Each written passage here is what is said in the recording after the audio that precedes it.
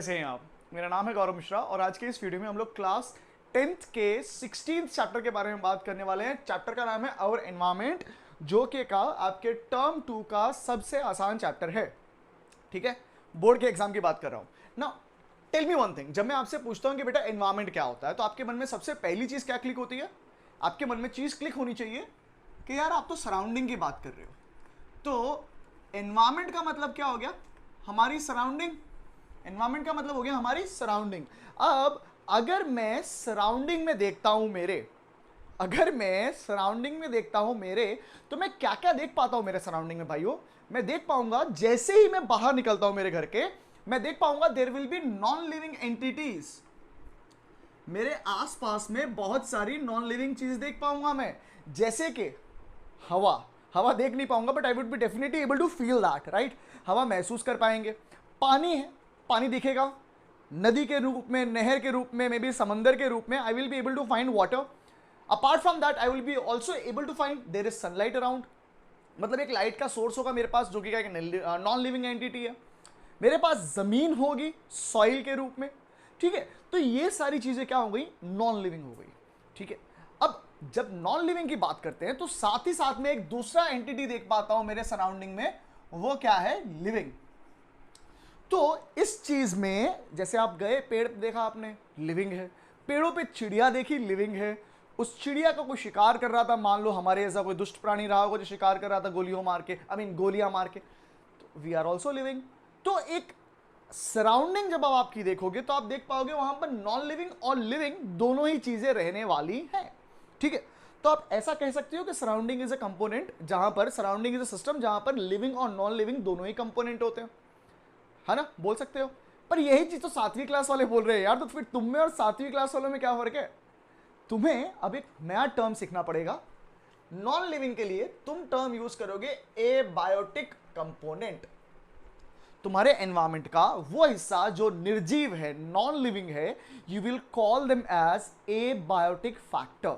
Similarly अगर आप living component के बारे में बात कर रहे हो तो आप बोलोगे कि भैया हम बात कर रहे हैं किसके बारे में? अगर नॉन लिविंग एबायोटिक था तो लिविंग क्या हो जाएगा? लिविंग हो जाएगा बायोटिक फैक्टर। ऑलराइट, तो आपके एनवायरमेंट में लिविंग और नॉन लिविंग फैक्टर्स जो है वो बायोटिक और एबायोटिक के रूप से जाने जाएंगे। समझ में आ गई बात? समझ में आ गई बात? अब देखो, ये लिविंग और नॉन लिविंग को मैं समझ क्यों रहा हूं। जैसे मान लो कि I am a plant. Understand this thing, I am a plant. अगर मैं प्लांट हूं तो मुझे मेरे सर्वाइवल के लिए क्या करना पड़ेगा? फूड बनाना पड़ेगा। तो चलो, फूड जो है वो मैं बना रहा हूं, और वो फूड मुझे एज अ प्लांट जिंदा रहने के लिए मदद करता है। अब फूड बनाने के लिए हमने पिछले टर्म में समझा था लाइफ प्रोसेस वाला एक चैप्टर, जहां पे फोटोसिंथेसिस पढ़ी थी। उस फोटोसिंथेसिस के लिए कुछ रॉ मटेरियल्स चाहिए थे। क्या चाहिए था? कार्बन डाइऑक्साइड, साथ में चाहिए था थोड़ा पानी। ठीक है, इसके अलावा मुझे चाहिए थी क्या? सनलाइट। ठीक है ना? अब प्लांट है तो प्लांट को खड़ा रहने के लिए क्या चाहिए? जमीन चाहिए ना। तो बेटा एक बात समझो, कार्बन डाइऑक्साइड, वाटर, सनलाइट और वो जमीन, सॉइल, चारों ही चार क्या थे? चारों के चार non living factor, that means abiotic component थे मेरे एनवायरमेंट के। अब इन एबायोटिक कंपोनेंट्स ने मिलकर के क्या प्रोड्यूस करवा दिया? इन्होंने प्रोड्यूस करवाया C6H12O6 अलॉन्ग विथ ऑक्सीजन। ठीक है, मैं पूरा का पूरा रिएक्शन नहीं लिख रहा हूं, मैं फिलहाल आपसे जो समझाना चाह रहा हूं उस पर आप थोड़ा सा मेरे साथ बने रहें। देखो, ये नॉन लिविंग कंपोनेंट थे। इस नॉन लिविंग कंपोनेंट को, ग्लूकोज को, मेरा प्लांट यूज कर रहा है और अपने आप को जीवित रख रहा है। ठीक है, और जब ये प्लांट मर जाता है, तो ये सारे कंपोनेंट जो इनऑर्गेनिक थे, जो एबायोटिक थे, वो सारे के सारे वापस कहां चले जाएंगे? जमीन में चले जाएंगे। उसको कोई दूसरा ऑर्गेनिज्म यूज करेगा। मतलब मैं क्या देख रहा हूं यार, ये एबायोटिक फैक्टर जो है वो बायोटिक को जिंदा रखने में मदद कर रहा है, और बायोटिक जो थे वो इस एबायोटिक को यूज करते हुए अपना गुजारा कर रहे थे। दोनों ही एक दूसरे को क्या करवा रहे हैं? सपोर्ट कर रहे हैं। तो इनके बीच में क्या हो रहा है बेटा? इनके बीच में हो रहा है इंटरैक्शन। क्या हो रहा है बेटा? इंटरैक्शन।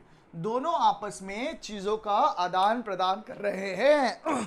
तो इस इंटरैक्शन को बायोलॉजी की भाषा में तुम लोग नाम दोगे इकोसिस्टम। क्या नाम दोगे? इकोसिस्टम। तो आप जब बाहर जाते हो आप देखते हो कोई नदी है, नदी जो है वो पानी, पानी ये बायोटिक फैक्टर हो गया, उसके अंदर मछलियां रह रही हैं, बायोटिक फैक्टर। पानी के अंदर डिसॉल्व ऑक्सीजन था जो मछली यूज कर रही थी, बदले में डिसॉल्व कार्बन डाइऑक्साइड रिलीज कर रही थी वापस पानी के ही अंदर। इंटरैक्शन हो रहा है ना बेटा, क्या है? इकोसिस्टम। अब क्योंकि पानी में है तो एक्वाटिक इकोसिस्टम हो गया। उसी तरीके से जो प्लांट का मैंने एग्जांपल लिया, प्लांट कहां पर है? पानी के अंदर के जमीन के ऊपर। यूजुअली हम जो पानी के अंदर प्लांट होते हैं उनकी बात नहीं करते हैं, हम बात कर रहे हैं जमीन के ऊपर रहने वाले प्लांट की। या फिर मैं अपनी ही बात कर लेता हूं, एज ह्यूमन अपनी बात कर लेता हूं। तो मैं क्या कर रहा हूं? सांस लेने के लिए हवा से ऑक्सीजन ले रहा हूं। मतलब मैंने क्या करा?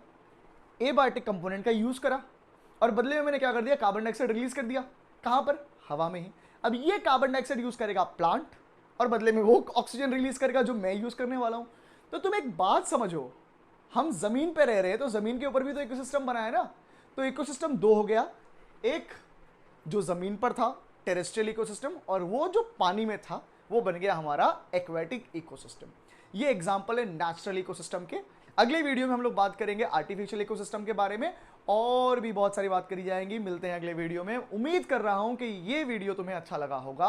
अगर ऐसा है लाइक कर दो, शेयर करो अपने दोस्तों के साथ में और सब्सक्राइब कर देना।